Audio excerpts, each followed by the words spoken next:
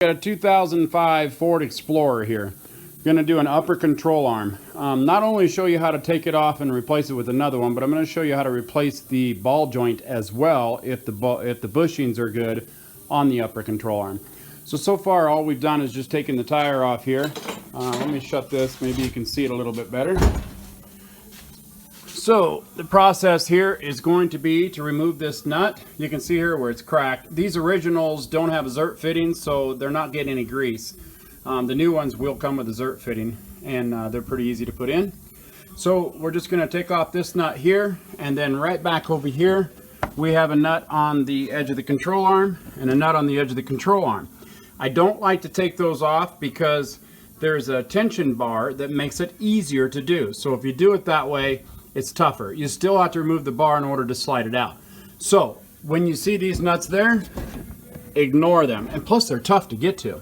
Look right on top here, you'll see the bar that goes across. It jogs over and it goes across. We're going to remove that one right here and right here. They actually have nuts up underneath, right there, and right in there. I believe they were 18 millimeters, 17 or 18.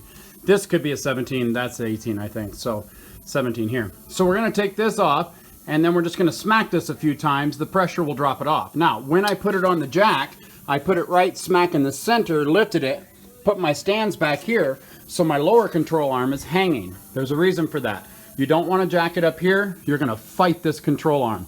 Jack it up, block it over here somewhere away from the lower control arm, because all we'll have to do is smack this with a hammer and it'll come right down. So let's get that nut off. Okay, she come off pretty easily. Couple of turns with the wrench. Now we're going to grab a hammer, and again we're just going to smack it right there until she pops down out of the way. That's it. Make that job easy, huh? Now this is completely loose. We'll take that nut off there, that nut off there. At that point you just replace the control arm. But I want to show you how to take this bushing out as well and put it back on. If you're going to go that route, it's a little bit cheaper to go that route. If you don't need these bushings, make sure that you don't first, because those also can cause the alignment bad, not just these. And this ball joint going out can cause those bushings to go. So make sure you check them. So let's go ahead and get it out of there. Let's pull those two. Okay, I got to pop off both of those nuts. Now, this washer here that comes out, this clip holds it. Make sure that's all the way up when you tighten up the nut, and it's not on an angle when you put it back, because it will get pinched in there and you'll end up just smashing it and you won't have this side tight. So make sure it's up in there and holding when you put the nut back on. We'll check that out in a little bit. Okay, so we got both of those off. Now let's go on top and we're going to unclip this sensor here.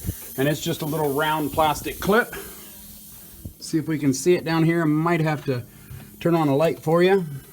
Let me turn on the light. Okay, and now I'm just on the passenger side of the vehicle here. It just comes up right here, and the clip is right there. You're just going to push that down and slide that out. There you go. And now we'll just run it down through the control arm here and just lay it out of the way for the moment. There we go. Now we can get the control arm out of there. Might need two hands, we'll see. Give her a spin. The other hand's shaking pretty good, trying to get up in there, but okay. Gonna take two hands, so we're just gonna lift it up, push it that way, and pull it out like that. Okay, so it was actually easier to lift it up that way and pull it out this direction like that. Okay, we'll set her down here. Now you need to use a press, or a ball joint press. If you don't have one, you can rent one from your local auto parts store. They charge you for it, but you return it, you get 100% of your money back. I own one, so I won't have to rent it. But if you do, you will get your money back. It's just a holding fee. If you don't return it, you simply paid for it. It's that dollar amount. So let's get the press. So now the press is, you're just going to have to set it up the way you best see it. In this case, this ball joint needs to press out that way. This side here is the bigger lip, and it slides that way. So I'll set it up real quick with some different sizes here, and then I'll show you how. I don't think we need that one. Might need it to put it on though. I'll show you how I set it up, and then we'll pull it off. Okay, my air hose leaks a little bit, sorry. Let's run her down. I know I've got this on a weird angle because I'm trying to hold it as well. So here we go.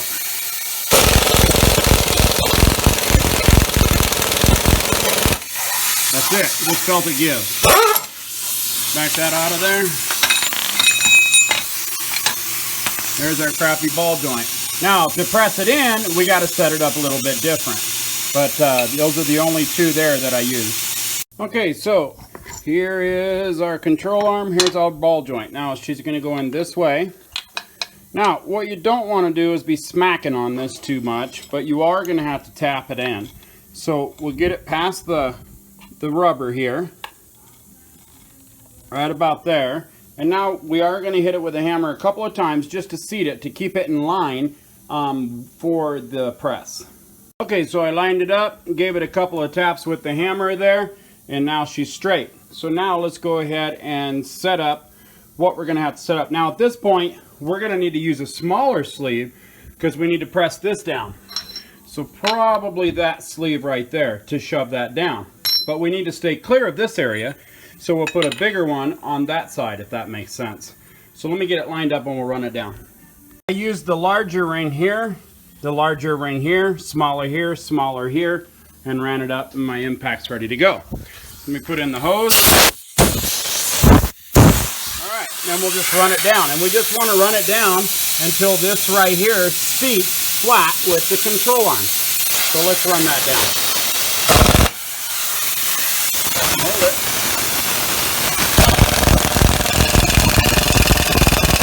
That's it.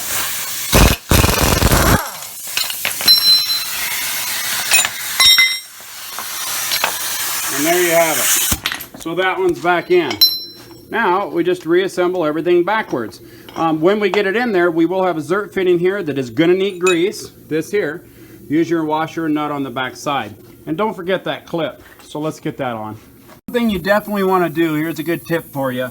Run this nut up halfway and then run that one all the way up. Then run that one up halfway, the other half.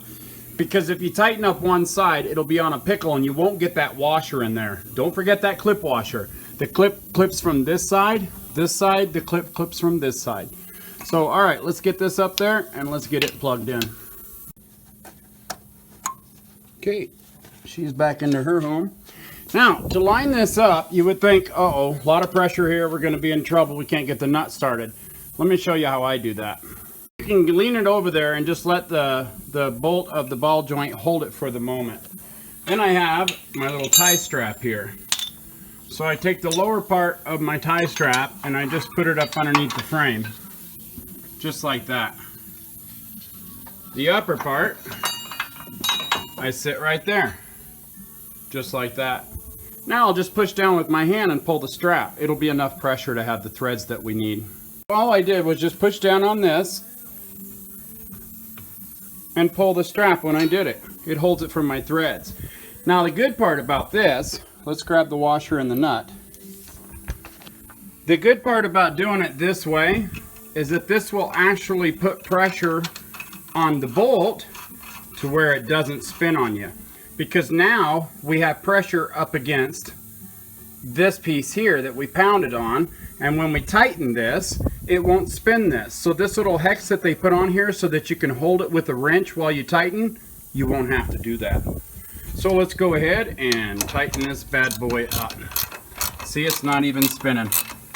And it won't, all the way down. Because we're keeping pressure on it. I know you don't want to sit here and watch this ratchet away, so let me go ahead and take it off and I'll tighten it up. Now would be a good time too to go ahead and release the tension off this, which it's already off of it pretty much. See if I can get it with one hand. So we can get rid of our strap. We don't need it no more. Now we have all kinds of pressure outward on this bolt with the ball joint, and she'll just tighten right up.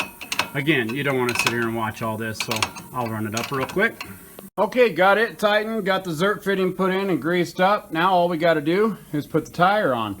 So that's it. So I hope this video helped you out. Please click like, please click subscribe. Click on my name under this video for all my other how-to videos. And as always, guys, enjoy.